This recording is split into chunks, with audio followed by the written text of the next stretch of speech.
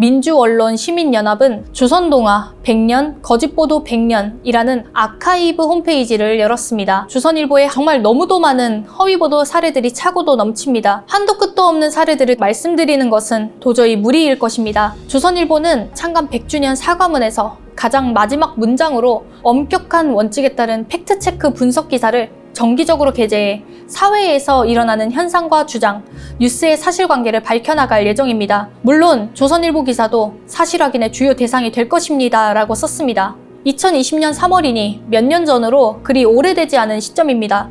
과연 조선일보가 스스로 말한 것처럼 팩트체크를 게재하면서 사실관계를 잘 밝혀나가고 있겠습니까? 대답은 제가 말씀드리지 않아도 이미 잘 알고 계시리라 생각합니다. 우리 국민분들께서 더 이상은 조선일보를 비롯한 수구보수 언론들의 술책에 속지 않으시고 철저히 분별함으로써 오히려 비판의 목소리를 높여주시기를 부탁드립니다.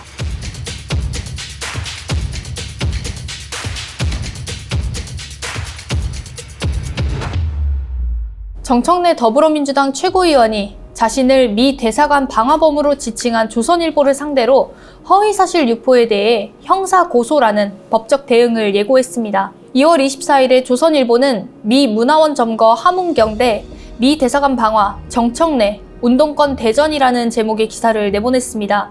기사 본문에서 국민의힘은 1985년 미 문화원 점거 사건을 주도한 함은경 민주화운동 동지회 회장을 정청래 의원 지역구인 서울 마포을 후보로 발표했다. 함 회장은 미국 문화원을 점거했고 정 최고위원은 미 대사관저 방화 미수 사건에 가담했다고 언급했습니다. 또한 건국대 산업공학과 8호학번인 정 최고위원은 학생운동의 스타였던 함 회장과 달리 변방에 있었다며 전대협 산하 서총련에서 과 대표 자격으로 활동했다. 1989년 10월 서울 정동 주한미 대사관저에 침입해 사제폭탄을 던지고 신호를 뿌려 2년간 복역했다고 전했습니다. 이에 대해 정 최고위원은 자신의 페이스북에 글을 올리고 조선일보는 미 대사관 방화로 제목 장사를 하고 있는데 명백한 허위사실이다. 저는 1989년 10월 미 대사관저 점거 사건이라고 반박했습니다. 정 의원은 미 대사관은 광화문에 있고 미 대사관저는 정동 덕수궁 뒤편에 있다며 제가 미 대사관을 방화했다는 것은 명백한 허위사실로 매우 악의적인 기사라고 했습니다. 또한 본문 내용 중 제가 전대협 산하 서총련과 대표 자격으로 활동했다고 하는데 그런 조직이 있었는지 이것도 열심히 알아보기 바란다며 제가 대학 1학년 때 과 대표를 한 적은 있다고 언급했습니다. 이어 조선일보와 해당 기자를 허위사실에 의한 명예훼손으로 형사 고소한다. 언론중재위에도 즉각 제소한다. 걸 수 있는 모든 법적 조치를 강구하겠다고 밝혔습니다. 정 의원은 한 달 전쯤 페이스북을 통해 분명히 이런 허위사실 유포에 대해 법적 조치한다고 경고한 바 있고 미 대사관 방화범으로 허위사실을 유포한 자들에 대한 캡처 등 증거 수집을 하고 있던 차라며 조선일보와 허위사실 유포자, 종편, 퍼나른 자들에 대해 무관용 원칙으로 법적 조치하오니 양지하기 바란다고 덧붙였습니다. 그러자 조선일보는 해당 기사 온라인판에서 제목을 미 문화원 점거 함은경 대 미 대사관저 방화 미수 정청래, 운동권 대전으로 미 대사관 방화를 미 대사관저 방화 미수라고 즉시 수정했습니다. 정 최고위원은 이에 대해서도 조선일보 겁먹었나 라며 형사 고소한다니까 재빨리 제목을 수정했는데 그런다고 면탈이 되겠는가?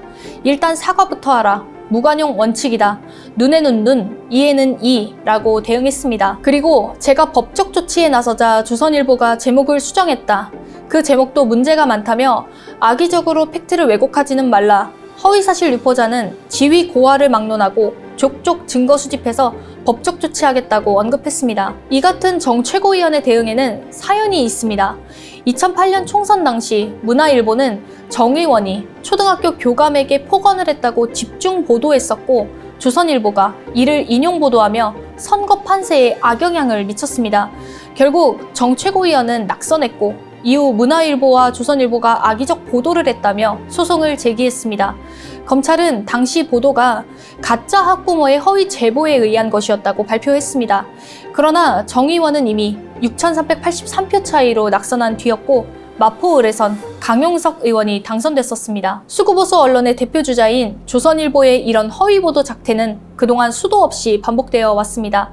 그중 정청래 최고위원처럼 선거와 관련된 사례 하나를 더 말씀드리도록 하겠습니다. 2011년 하반기 재보궐선거에서 선관위가 디도스에 의한 공격을 받는 초유의 사건이 발생했습니다. 이에 대해서 조선일보는 아무 근거도 없이 북한 소행이라며 당사자인 한나라당 최구식 의원의 입장만을 일방적으로 사실인 양 전달했습니다. 그러다 결국 한나라당 측에서 저지른 조직적인 선거방해 범죄임이 명백하게 드러나자 어떠한 정정이나 사과 조치 없이 기사만 삭제해버렸습니다. 이후 최구식 의원이 조선일보 출신 기자인 것으로 밝혀져 제19 감싸기라는 것이 명백히 밝혀지게 됐습니다. 또한 무려 200여 대의 좀비 PC를 동원해 초당 263MB 용량의 대량 트래픽을 유발하는 디도스 공격이 자행된 것에 대해서 단지 술게임에 결정된 한순간의 실수인 것 마냥 물타기성 기사를 추가로 보도하기도 했습니다. 그야말로 조선일보가 조선일보 했던 것입니다. 그 외에도 정말 너무도 많은 허위보도 사례들이 차고도 넘칩니다. 도저히 다 말씀드릴 수 없어서 2020년 3월 4일에 조선일보 스스로가 창간 100주년을 맞아 과거 오류 사과드린다라며 스스로 인정했던 오보 내용들만 요약해서 말씀드리도록 하겠습니다. 1920년 3월 5일에 창간된 조선일보는 2020년에 창간 100주년을 맞았습니다. 이날 조선일보는 일면에 조선일보에 하루 130건 이상의 기사가 실린다. 100년간 이렇게 신문을 만들었다며 조선일보 기자는 취재를 통해 사실을 밝히고 최대한 진실에 접근하려고 노력했다. 하지만 제작상 실수로 인명, 지명이 틀리거나 엉뚱한 수치를 쓰는 실수를 범하기도 했다고 전했습니다. 이어 이런 단순한 오류 이외에도 교차 확인을 게을리한 잘못된 취재 관행, 기자의 판단 실수, 과욕과 집착 때문에 저지른 뼈아픈 오보도 있었다고 했습니다. 그러면서 100주년을 맞아 주요한 오류와 실수를 되짚어보고 미처 바로잡지 못한 오보를 특집 지면을 통해 정정하고 독자 여러분께 사과드린다고 말했습니다.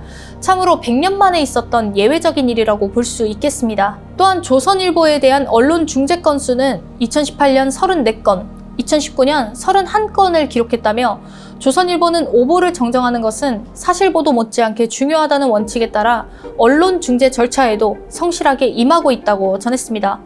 과연 그런지는 여러분의 판단에 맡기겠습니다. 조선일보가 사과한 기사 내용들을 살펴보면 먼저 1986년 11월 16일자 일면에 도쿄 특파원이 쓴 김일성 피살설을 보도했던 것을 언급했습니다. 조선일보는 본지는 당시 신문이 발행되지 않던 월요일 17일자로 김일성 총 맞아 피살이라는 단정적 제목의 호해를 발행했다.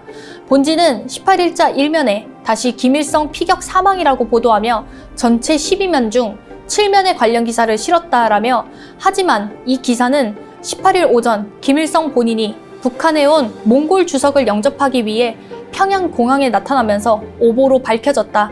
본지는 다음 날인 19일자 일면에 김일성은 살아있었다고 보도했으나 정정보도 형식으로 게재하지 않았다고 밝혔습니다. 이어 1993년 10월 10일 여객선 침몰로 292명이 사망한 여객선 서해 회리호 침몰 사고 때 조선일보는 서해 회리호 백선장 육지로 도주한 듯이라고 보도했으나 15일 이 배의 조타실에서 선장 시신이 인양돼 오보로 드러났고 조선일보는 사과했다고 전했습니다. 노무현 대통령에 대한 오보도 언급했습니다. 2004년 1월 12일자 사면에 대통령의 한 측근을 인용해 노 대통령 측근 비리 수사 발표 다음 날 불만 표시 검찰 2번은 갈아 마셨겠지만 이라고 보도했는데 그런 말을 한 적이 없었다고 검찰 관계자는 전했고 이에 조선일보는 정정보도를 실었다고 했습니다. 2012년 1월 17일자 김정남, 천안함 북의 필요로 이루어진 것이라는 보도에서 김정남이 천안함 폭침에 대해 북조선 입장에서는 서해 5도 지역이 교전 지역인 걸 강조할 필요가 있다. 그래야 핵, 선군 정치 모두 정당성이 부여되는 것이라는 내용을 전제했으나 오보였다고 인정하고 정정했다고 했습니다. 그 외에도 2012년 9월 1일자 일면 나주 초등생 성폭행 사건 범인 사진으로 사건과 무관한 인물을 범인으로 오인해 실은 오보도 언급했습니다. 2013년 8월 29일 김정은, 예내인 등 10여 명 음란물 찍어 총살돼 보도에서 가수 현송월이 사망했다는 기사를 썼지만 현송월은 2015년 베이징에 나타났음에도 정정 보도를 하지 않았다고도 전했습니다. 조선일보가 이렇게 기사를 내보냈을 무렵 민주언론시민연합은 조선동화 100년, 거짓보도 100년이라는 아카이브 홈페이지를 열었습니다. 그리고 일제에는 친일, 독재에는 부역을 했던 반민족, 반민주신문인 조선일보의 나쁜 보도들, 그 중에서도 최악의 보도 10개를 선정하여 영상과 카드뉴스를 만들었습니다. 그 내용을 간략히 말씀드리겠습니다.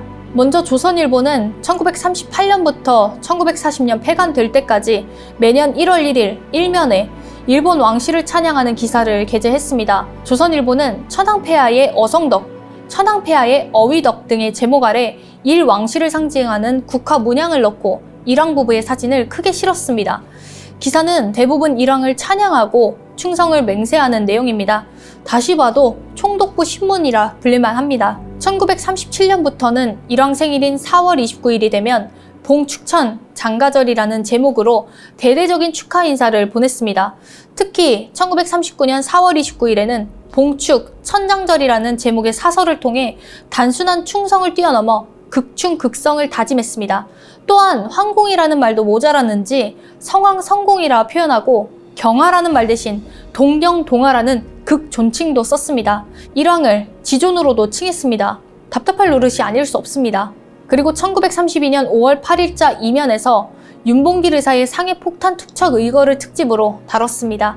여기서 윤 의사의 의거를 흉행이라 칭하며 왜곡하고 모욕했습니다. 윤 의사의 의거를 소련의 명령에 따른 적화 운동이라 칭하기도 했습니다. 박정희와 그의 군부 추종 세력이 4.19 혁명의 희생을 짓밟고 군사 쿠데타를 일으키자 조선일보는 박정희 쿠데타에 박수를 보냈습니다. 조선일보는 1961년 5월 19일자 사설에서 군사혁명은 민생고, 공산적의 위협 등 이러한 불행한 여건하에서 보다 나은 입장을 마련하기 위해 감행된 것으로서 군사적 단결과 함께 국내외적 찬사와 지지를 받게 됐다고 주장했습니다. 1972년 10월 박정희가 선포한 소위 유신체제에 대해 10월 21일자 사설 등을 통해 가장 적절한 시기에 가장 알맞은 조치, 비상사태는 민주제도의 향상과 발전을 위하여 하나의 탈각 등 찬양과 지지를 아끼지 않았습니다. 그리고 전두환 신군부가 광주 시민들을 학살한 1980년 5.18 광주 항쟁에서 시종일관 군부 독재 편에 섰습니다. 5월 22일이 되어서야 처음으로 광주 사태라고 첫 보도를 한 조선일보는 광주 시민들을 고정 간첩에 선동된 폭도들로 규정했고 민주화운동을 폭동으로 칭했으며 진압군의 잔악행위는 유언비어라며 은폐했습니다. 이런 식으로 조선일보는 전두환 정권이 끝날 때까지 전두환에 대한 찬양을 멈추지 않았습니다.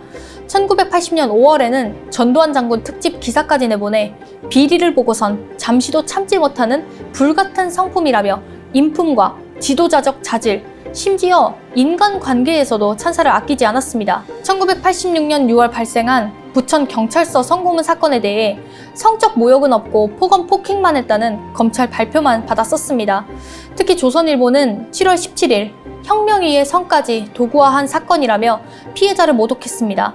후일 조선일보를 비롯한 언론사의 사회부장, 이상 간부들과 법원 출입 기자 등이 보도 협조의 대가로 정부 당국이 준 거액의 촌지를 받았음이 드러나기도 했습니다. 1986년에는 북한이 금강산 댐에서 대규모 방류를 감행하면 남한 전역이 물바다가 될 것이라고 거짓 위기를 조성했습니다.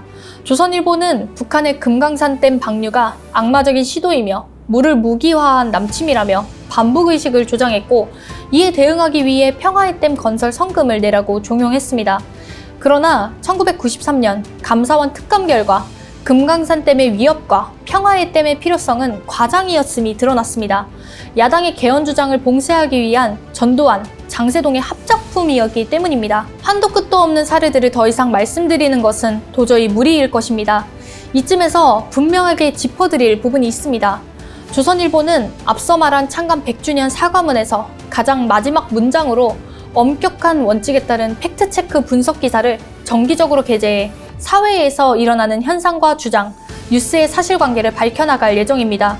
물론 조선일보 기사도 사실 확인의 주요 대상이 될 것입니다 라고 썼습니다. 2020년 3월이니 몇 년 전으로 그리 오래되지 않은 시점입니다.